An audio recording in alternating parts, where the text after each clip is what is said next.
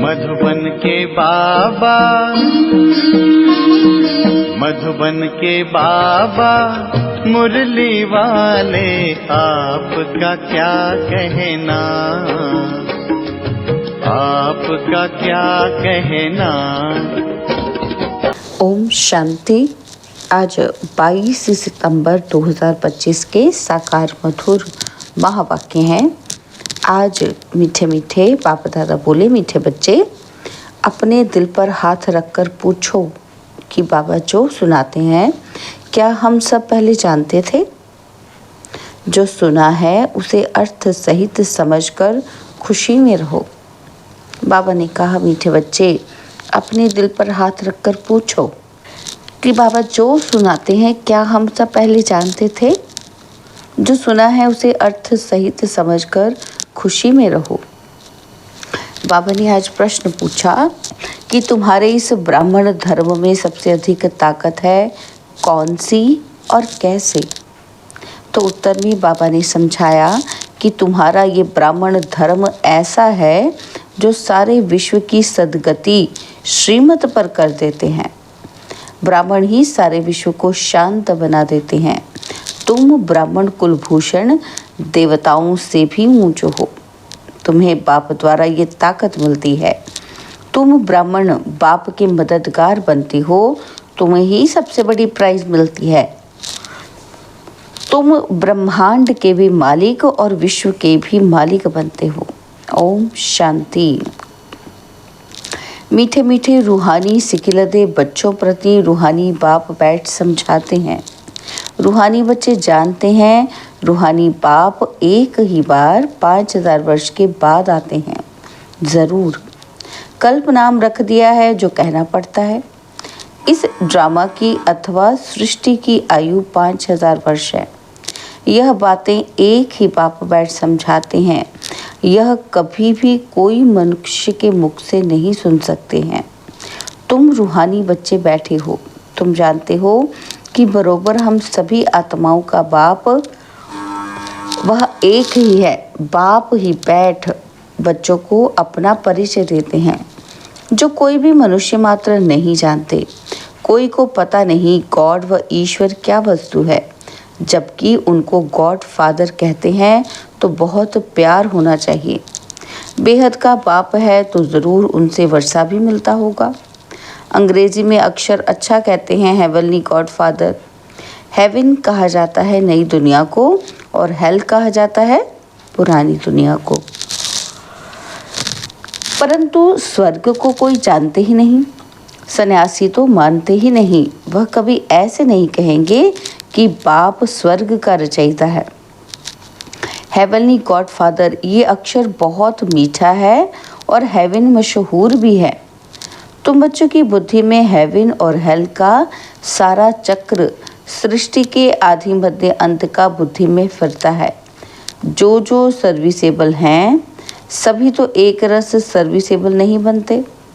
तुम अपनी राजधानी स्थापन कर रहे हो। फिर से तुम कहेंगे कि हम रूहानी बच्चे बाप की श्रेष्ठ ते श्रेष्ठ मत पर चल रहे हैं। ऊंच ते ऊंच बाप की ही श्रीमत है। श्रीमद् भगवत गीता भी गाई हुई है। यह है पहले नंबर का शास्त्र। बाप का नाम सुनने से ही झट वर्षा याद आ जाता है। ये दुनिया में कोई भी नहीं जानते कि गॉड फादर से क्या मिलता है। अक्षर कहते हैं प्राचीन योग, परंतु समझते नहीं कि प्राचीन योग किसने सिखाया। वो तो श्री कृष्ण ही कहेंगे क्योंकि गीता में श्री कृष्ण का नाम डाल दिया है। अभी तुम समझते हो बाप ने ही राजयोग सिखाया जिससे सब मुक्ति जीवन मुक्ति को पाते हैं। यह भी समझते हो कि भारत में ही शिव बाबा आया था। उनकी जयंती भी मनाते हैं, परंतु गीता में नाम गुम होने से महिमा भी गुम हो गई है। जिससे सारी दुनिया को सुख शांति मिलती है उस बाप को भूल गए हैं। इनको कहा ही जाता है एकज भूल का नाटक। बड़े ते बड़ी भूल यह है जो बाप को नहीं जानते। कभी कहते वह नाम रूप से न्यारा है और फिर कहते कच्छ मच्छ अवतार है। ठिक्कर भीतर में है। भूल में भूल होती जाती है। सीढ़ी नीचे उतरते जाते हैं, कला कम होती जाती है और तमो प्रधान बनते जाते हैं। ड्रामा के प्लान अनुसार जो बाप स्वर्ग का रचयिता है, जिसने भारत को स्वर्ग का मालिक बनाया, उनको ठिक्कर भीतर में कह देते हैं। अभी बाप समझाते हैं, तुम सीढ़ी कैसे उतरते आए हो किसी को भी पता नहीं है। ड्रामा क्या है पूछते रहते हैं। ये दुनिया कब से बनी है, नई सृष्टि कब थी। बाबा कहते ये प्रश्न पूछते हैं तो फिर कह देंगे कि लाखों वर्ष से। समझते हैं पुरानी दुनिया में तो अभी बहुत वर्ष पड़े हैं। इसको अज्ञान अंधियारा कहा जाता है। गायन भी है, ज्ञान अंजन सतगुरु दिया, अज्ञान अंधेर विनाश।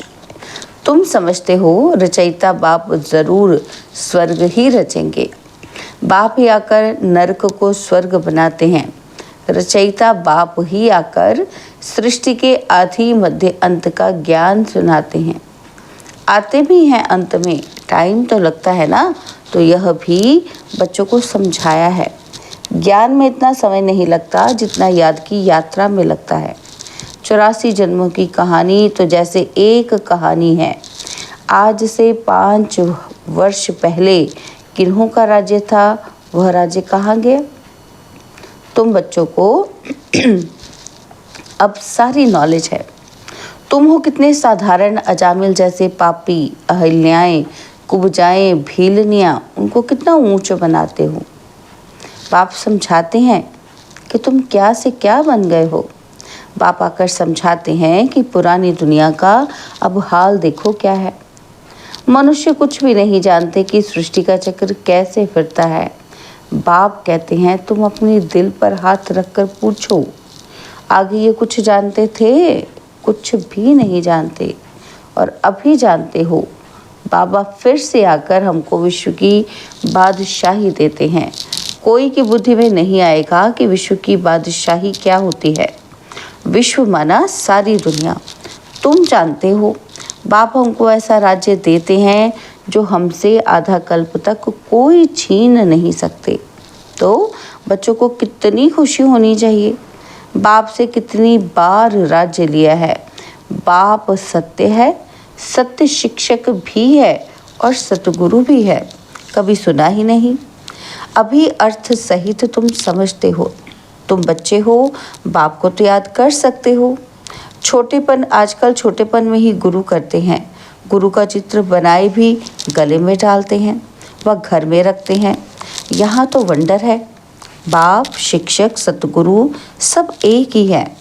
बाप कहते हैं मैं साथ में ले चलूँगा। तुमसे पूछेंगे क्या पढ़ते हो, तो बोलो हम नई दुनिया में राजाई प्राप्त करने के लिए राजयोग पढ़ते हैं। ये है ही राजयोग। जैसे बैरिस्टर योग होता है तो ज़रूर बुद्धि का योग बैरिस्टर की तरफ जाएगा। टीचर को ज़रूर याद तो करेंगे ना। तुम कहेंगे हम स्वर्ग की राजाई प्राप्त करने के लिए ही पढ़ते हैं। तो कौन पढ़ाते हैं? शिव बाबा भगवान। उनका नाम तो एक ही है जो चला आया है। रथ का नाम तो है नहीं। मेरा नाम है ही शिव। बाप शिव और रथ ब्रह्मा कहेंगे। अभी तुम जानते हो ये कितना वंडरफुल है। शरीर तो एक ही है। इनको भाग्यशाली रथ क्यों कहते हैं? क्योंकि शिव बाबा की प्रवेशता है। तो ज़रूर 2 आत्माएं ठहरी। यह भी तुम जानते हो और किसी को तो ये ख्याल में भी नहीं आता। अब दिखाते हैं भागीरथी ने गंगा लाई, तो क्या पानी लाया? अभी तुम प्रैक्टिकल देखते हो क्या लाया है, किसने लाया है, किसने प्रवेश किया है। बाप ने किया ना। तो मनुष्य में पानी थोड़ी प्रवेश करेगा, जटाओं से पानी थोड़ी आएगा। इन बातों पर मनुष्य कभी ख्याल भी नहीं करते हैं। कहा ही जाता है रिलीजन इज़ माइट, रिलीजन में ताकत है। बताओ सबसे जास्ती किस रिलीजन में ताकत है? तो बच्चों ने कहा ब्राह्मण रिलीजन में। तो बाबा कहते हाँ ये ठीक है। जो कुछ ताकत है ब्राह्मण धर्म में ही है और कोई रिलीजन में कोई ताकत नहीं। तुम अभी ब्राह्मण हो। ब्राह्मणों को ताकत मिलती है बाप से। जो फिर तुम विश्व के मालिक बनते हो। तुम्हारे में कितनी बड़ी ताकत है। तुम कहेंगे हम ब्राह्मण धर्म के हैं। किसी की बुद्धि में नहीं बैठेगा। विराट रूप भल बनाया है, परंतु वह भी आधा है। मनुष्य रचता और उनकी पहली रचना को कोई नहीं जानते। बाप है रचता और फिर ब्राह्मण है चोटी। इसमें ताकत है। बाप को सिर्फ याद करने से ताकत मिलती है। बच्चे तो ज़रूर नंबरवार ही बनेंगे ना। तुम इस दुनिया में सर्वोत्तम ब्राह्मण कुलभूषण हो, देवताओं से भी ऊंच हो। तुमको अब ताकत मिलती है। सबसे जास्ती ताकत है ब्राह्मण धर्म में। ब्राह्मण क्या करते हैं? सारे विश्व को शांत बना देते हैं। तुम्हारा धर्म ऐसा है जो सर्व की सद्गति करते हैं श्रीमत द्वारा। तब बाप कहते हैं तुमको अपने से भी ऊंच बनाता हूँ। तुम ब्रह्मांड के भी मालिक, विश्व के भी मालिक बनते हो। सारे विश्व पर तुम राजाई करेंगे। अभी गाते हैं ना कि भारत हमारा देश है। कभी महिमा के गीत गाते और कभी फिर कहते भारत की क्या हालत है। जानते नहीं कि भारत इतना ऊंच कब था। बाबा कहते पता ही नहीं। मनुष्य तो समझते हैं स्वर्ग अथवा नर्क यहाँ है। जिसको धन मोटर आदि है वो स्वर्ग में है। ये नहीं समझते कि स्वर्ग कहा ही जाता है नई दुनिया को। यहाँ सब कुछ सीखना है। साइंस का हुनर भी फिर वहाँ काम में आता है। ये साइंस भी वहाँ सुख देती है। यहाँ तो इन सब से है अल्पकाल का सुख, और वहाँ तुम बच्चों के लिए ये स्थायी सुख हो जाएगा। यहाँ सब सीखना है जो फिर संस्कार ले जाएंगे। कोई नई आत्माएं नहीं आएंगी जो सीखेंगी। यहाँ के बच्चे ही साइंस सीख कर वहाँ चलते हैं। बहुत होशियार हो जाएंगे। सब संस्कार ले जाएंगे, फिर वहाँ काम में आएंगे। अभी है अल्पकाल का सुख, और फिर ये बॉम्ब्स आदि ही सबको खलास कर देंगे। मौत के बगैर शांति का राज्य कैसे हो? यहाँ तो अशांति का राज्य है। यह भी तुम्हारे में नंबरवार हैं जो समझते हैं।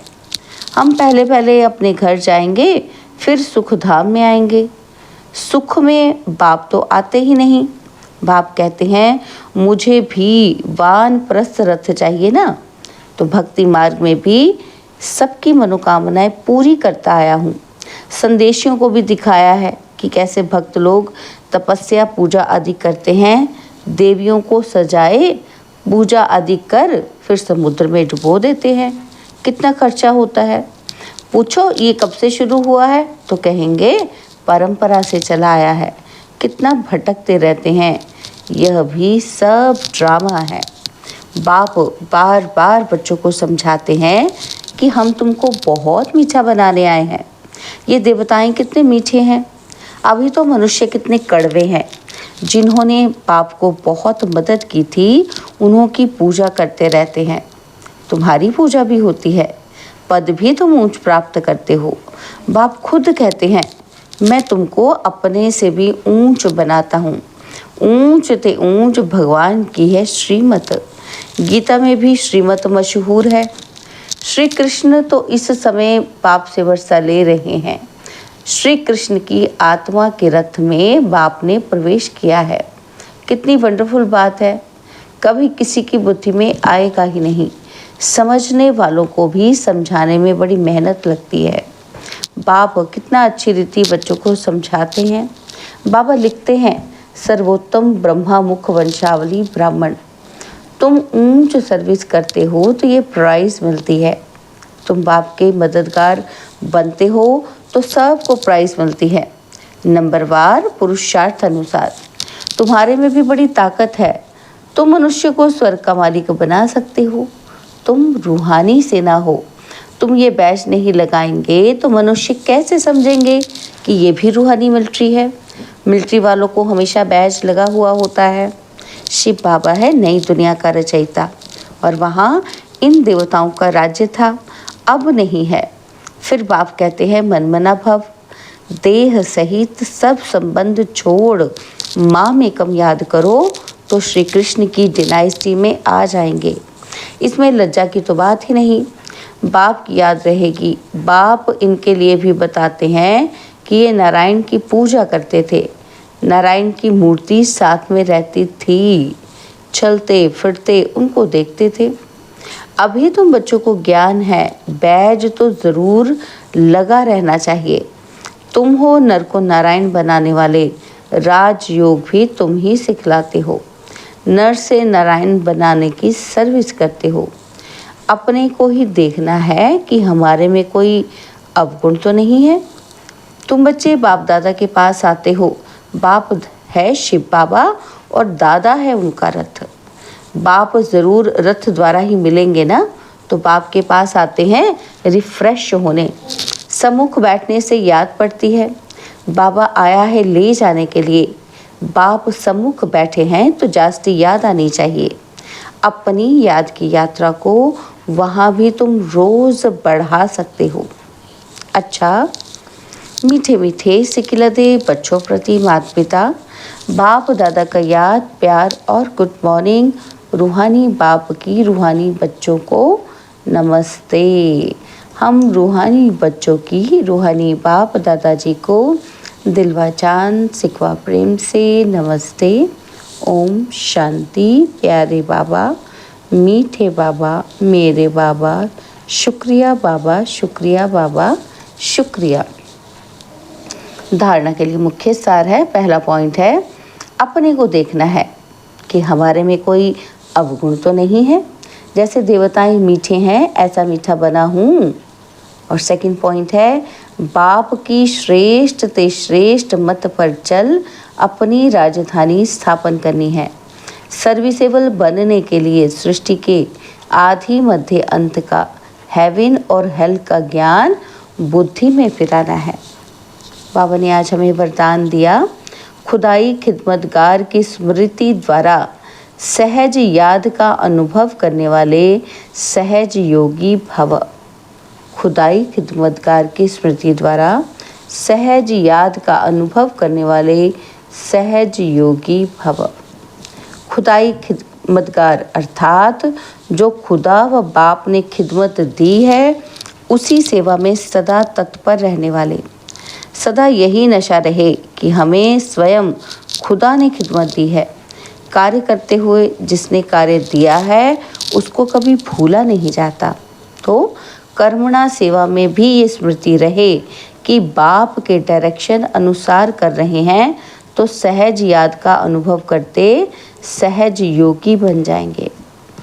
स्लोगन है, सदा गॉडली स्टूडेंट लाइफ की स्मृति रहे तो माया समीप नहीं आ सकती। सदा गॉडली स्टूडेंट लाइफ की स्मृति रहे तो माया समीप नहीं आ सकती।